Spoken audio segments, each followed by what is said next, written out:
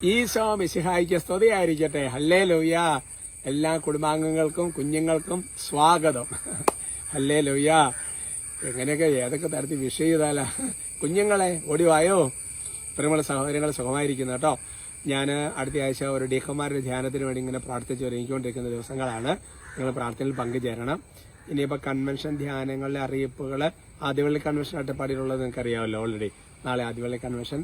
പിന്നെ ഈ ഏരിയയിൽ വാഴക്കോട് നമ്മുടെ അഭിഷേകാന്ത സിസ്റ്റേഴ്സിന്റെ പിന്നെ ഏകദിന കൺവെൻഷൻ ഉണ്ടല്ലോ, അത് ഈ സെപ്റ്റംബർ മാസം 10-ാം തീയതിയാണ് കേട്ടോ, ബുധനാഴ്ച. 10-ാം തീയതി ബുധനാഴ്ചയാണ് കൺവെൻഷൻ.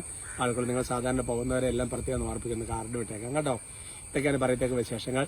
ഇന്ന് പ്രിയപ്പെട്ട സഹോദരങ്ങളിൽ പ്രത്യേകിച്ച് എനിക്ക് സന്തോഷം കൂടുതലാണ്. കാരണം എന്താണെന്ന് ചോദിച്ചു കഴിഞ്ഞാൽ മറ്റൊന്നും കൊണ്ടല്ല, എനിക്ക് വേണ്ടിയുള്ള പ്രാർത്ഥനയുടെ ദിവസമാണ്. അത് തന്നെയാണോ സന്തോഷം കൂടാനുള്ള കാരണം കേട്ടോ.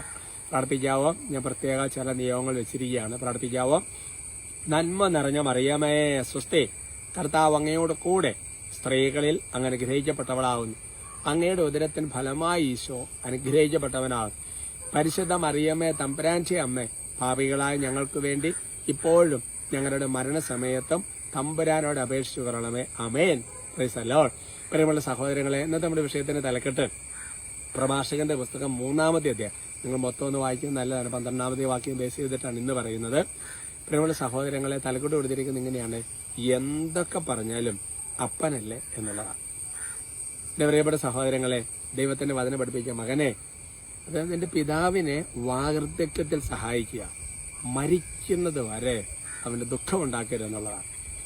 എന്ന് പറഞ്ഞാൽ എന്റെ പ്രിയപ്പെട്ട സഹോദരങ്ങളെ, അതായത് ശരിക്കും പറഞ്ഞാൽ ഇപ്പൊ നമ്മുടെ അപ്പൻ ചിലരുടെ കുടുംബത്തിൽ അപ്പൻ നല്ല വിശുദ്ധിയിലും കൃപയിലും ഒക്കെ ജീവിച്ച് വിശുദ്ധിയോടെ മക്കൾക്ക് ജന്മം കൊടുത്ത് നമ്മളെ നല്ല കൃപയിലൊക്കെ ഉയർത്തിയ ഒരപ്പനായിരിക്കാം.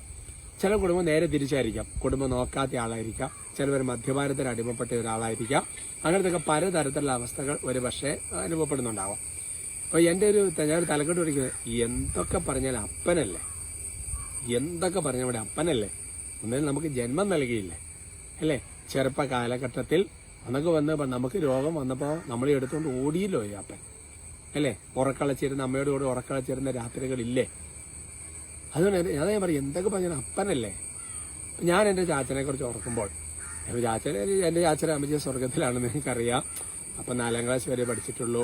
അമ്മയൊരു 6-ാം ക്ലാസ്, ഞാൻ പറഞ്ഞ കേട്ടനുസരിച്ച് 6-ാം ക്ലാസ്. പക്ഷെ എന്തൊക്കെ പറഞ്ഞാലും ശരി, അവരിൽ നിന്ന് ജന്മം കൊണ്ടിട്ടാണല്ലോ ഞാൻ ഇങ്ങനെയായി നിങ്ങളുടെ മുമ്പിൽ നിൽക്കുന്നേ. അതുകൊണ്ട് എൻ്റെ പ്രിയപ്പെട്ട സഹോദരങ്ങളെ, ഞാൻ ദൈവവചന പ്രകാരം അപ്പോൾ നമ്മൾ അതിനകത്ത് ചേർന്ന് വരുന്ന ഒരുപാട് വചനങ്ങളുണ്ട്, നമ്മൾ വായിക്കുന്നത് നല്ലതാണ്. അതുകൊണ്ട് നമ്മൾ മരിക്കുന്നത് വരെ ഒരിക്കലും ദുഃഖം ഉണ്ടാക്കരുത്. വാർദ്ധക്യത്തെ അവനെ സഹായിക്കണം. എന്തൊക്കെ പറഞ്ഞു കഴിഞ്ഞാൽ ഇപ്പം നീ ഇറക്കരുപ്പോൾ ഓക്കെ, നിനക്ക് പ്രാഞ്ചാറായ ശേഷം അപ്പൻ ചിലപ്പോൾ പല രീതിയിൽ നിന്നോട് പെരുമാറിയിട്ടുണ്ടാകും. പക്ഷേ നിന്നെ പിച്ച വെച്ച് നടക്കുന്ന കാലഘട്ടങ്ങൾ അപ്പൻ ഒരുപാട് നിന്നെ കൈപിടിച്ച് നടത്തിയിട്ടില്ലേ. അത് ഞാൻ ഓർക്കുക. ഈ സമയത്തൊക്കെ ഞാൻ ഓർക്കാണ്, ചില കുടുംബങ്ങളിൽ ഞാൻ കണ്ടിട്ടുണ്ട്, വിദേശത്താണ്, പക്ഷെ അപ്പന്റെ വാർദ്ധക്യ കാലഘട്ടം വന്നു കഴിഞ്ഞപ്പോൾ ജോലി വേണ്ടാന്ന് വെച്ച് ഇവിടെ വന്ന് നിന്ന് അപ്പനെ നോക്കുന്ന ആൾക്കാരെ കണ്ടിട്ടുണ്ട്.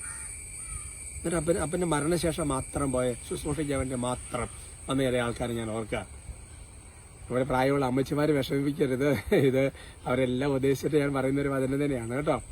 പിന്നെ എൻ്റെ പ്രിയപ്പെട്ട സഹോദരങ്ങൾ, വേറൊരു കാര്യം ഞാൻ വന്നിട്ടുണ്ട്. അതായത് ഇതെങ്ങനെയാണ്, അത് അവിടുന്ന് പോരാൻ പറ്റിയല്ല, വിദേശത്ത് എന്ത് ചെയ്താൽ പോരാനൊന്നും പറ്റിയല്ല. പക്ഷെ വീട്ടിൽ അതുപോലെ നോക്കാനുള്ള ആൾക്കാരെയൊക്കെ ജോലിക്കാരെയൊക്കെ അതുപോലെ നിർത്തി എല്ലാ ദിവസവും വീഡിയോ കോളൊക്കെ വിളിച്ച് എന്നിട്ട് അങ്ങനെ അതുപോലെ ഉള്ള കുടുംബങ്ങളെ കാണാൻ ഇട വന്നിട്ടുണ്ട്. അപ്പോൾ സാഹചര്യങ്ങൾ മനസ്സിലാക്കിക്കൊണ്ട് തന്നെയാണ് പറയുന്നത്. പലതിടത്ത് നമുക്ക് പ്രവർത്തിക്കാമല്ലോ. അപ്പം അതുകൊണ്ട് എൻ്റെ പ്രിയപ്പെട്ട സഹോദരങ്ങൾ, അത് മരിക്കുന്നവരെ അവർക്കൊരു അവസാന കാലത്ത് തന്നെ അവർക്കൊരു വിഷമം ഉണ്ടാക്കുന്നു. വിഷമത്തോടുകൂടി ഒരു മരിക്കാൻ ഇടവരുത്. വാർദ്ധക്യത്തെ അവരെ സഹായിക്കണം. പ്രൈസ്തല്ലോ. കർത്താവ് അനുഗ്രഹിക്കട്ടെ. വിഷയിച്ചൊരു സെന്റിമെന്റലാവും. പിന്നെ മരിച്ചുപോയ അപ്പൻ ആ സ്വർഗത്തിൽ ഒരു വിഷമമൊക്കെ എന്നാൽ സാധ്യതയില്ല. ഇതെല്ലാം നമുക്ക് പ്രാർത്ഥനയെ പരിഹരിക്കാം. അപ്പോൾ ഈ വചനം വളരെ സീരിയസ് ആയിട്ട് എടുക്കണം കേട്ടോ. പ്രത്യേകം അനുഗ്രഹിക്കട്ടെ. കൂടെയുണ്ട്, നമുക്ക് സ്തുതിക്കാം. Hallelujah, hallelujah, hallelujah.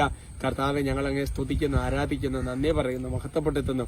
എന്റെ കർത്താവെ, അവിടുത്തെ അത്ഭുതകരമായ സാന്നിധ്യവും കൃപയും കൊണ്ട് നിറയ്ക്കണമേ എന്ന് പ്രാർത്ഥിക്കുന്നു. കർത്താവ്, എന്റെ ഈശോയെ, ഈ വചനം കർത്താവർക്ക് ആത്മശോധനയ്ക്ക് വിഷയമായി ഭവിക്കട്ടെ. അനുദപിക്കേണ്ട മേഖല അനുദപിക്കാൻ കൃപ ലഭിക്കട്ടെ. തീരുമാനമെടുക്കേണ്ട മേഖല തീരുമാനമെടുക്കാനുള്ള കൃപ ലഭിക്കട്ടെ എന്ന് ആശീർവദിക്കുന്നു. ഓ കർത്താവായ ദൈവം, എനിക്ക് വേണ്ടി പ്രാർത്ഥിച്ച് ഇവരുടെ കുടുംബങ്ങളെ മനസ്സറിഞ്ഞ് ആശീർവദിക്കുക. ഇവരുടെ ഓരോ കാര്യങ്ങളിലും അവിടുന്ന് ഇടപെടണമേ. ഇവിടുത്തെ ഓരോ കാര്യങ്ങളിലും അവിടുന്ന് ഇടപെടണമേ എന്ന് പ്രാർത്ഥിക്കുന്നു. ഇവരെ ശല്യം ചെയ്യുന്ന ദുഷ്ടാരൂപങ്ങൾ യേശു നാമത്തിൽ ബന്ധിക്കുന്നു കർത്താവ്. ഇവരെ പ്രത്യേക നിയോഗങ്ങളിൽ കർത്താവ് കരുണയോടെ കരം നീട്ടണമെന്ന് പ്രാർത്ഥിക്കുന്നു. ഒരുപാട് വിഷമം അനുഭവിക്കുന്നവർക്ക് ഞങ്ങളെ പ്രാർത്ഥന ഒരു ആശ്വാസത്തിന് കൃപയായി മാറട്ടെ. തടസ്സങ്ങളുള്ളവർ യേശുവിന്റെ നാമത്തിൽ വിടുതൽ പ്രാപിക്കട്ടെ. കർത്താവ് വചനം ജീവിക്കാനും പാലിക്കാനും കർത്താവ് നിങ്ങളെ സഹായിക്കട്ടെ.